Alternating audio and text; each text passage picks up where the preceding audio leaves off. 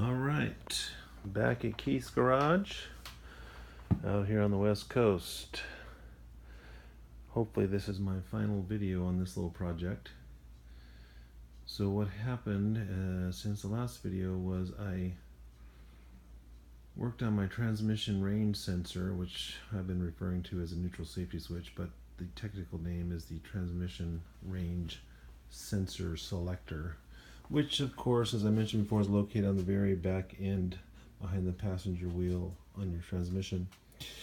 So after I did check to make sure I had that set right in terms of the width of the shaft coming out, I mentioned it had the fork in like this, and I was about 8 millimeters, and it was supposed to be at 6.1. I did that yesterday, late afternoon, early evening, and then put everything back together. Cleared the check engine light, took it out for a drive for about 15-20 minutes. Seemed great, worked fine. And then this morning, went to take it for a drive, and all of a sudden it started acting up and running very strange. And so I turned around after driving it a mile or two down the road, came back, and checked that engine light code, and it gave me that same P01706 back toward the or referring back to the transmission range selector. So what I did was I decided to check and see. This is the JDM one that I had on with the engine, and I decided to go ahead and take this one off and put on the one from my old engine.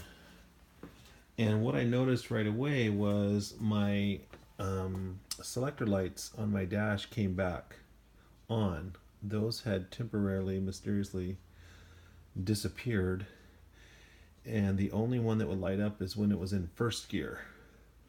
So obviously there is something slightly different with this transmission range selector on the JDM engine than with the American version. So what one should do, that I discovered by process of errors, is to go ahead and exchange this JDM range sensor cover plate and related pieces, and keep your original wiring harness connector that has your transmission range selector on it. So that's what I did today. Early this afternoon, I went ahead and put on the original range selector sensor, and I just got back from taking on a pretty long, extensive test drive. So I cleared the code first, changed the transmission range selector back to the original one from the car. Took this thing out for about a 45-minute drive in all kinds of conditions, stopping, starting. Been on the freeway, been at 40 miles an hour, 30-20, back and forth, and it seems to be working like a gem right now. So I am very happy about that. So magically, the second thing that happened was a good reason why you want to keep your original range selector sensors, because I mentioned earlier I was having problems with the car not being able to go into gear when pushing on the brake. There's definitely something different about the JDM transmission range sensor, because when I put the original one, American-made one, back in the car, magically my solenoid started functioning properly, and I was able just to press on the brake and put the car in gear. So I would highly suggest just sticking with your original transmission range selector to avoid these little problems that I had. So far so good. Like on a 45-minute run here, no check engine lights, runs great, shifts great, and it's doing well.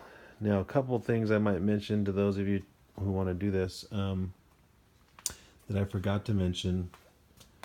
I was originally going to keep my power steering pump because it had a little bit different angle on it, and when I did, the pulley on the end of it is actually bigger than the JDM one, and so, or smaller, I forget which one's which, but they're different sizes, and so my power steering belt would not fit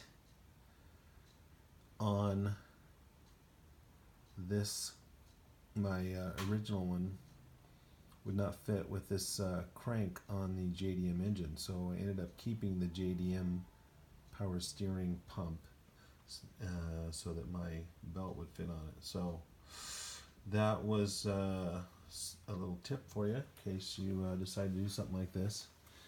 And then, as I mentioned before,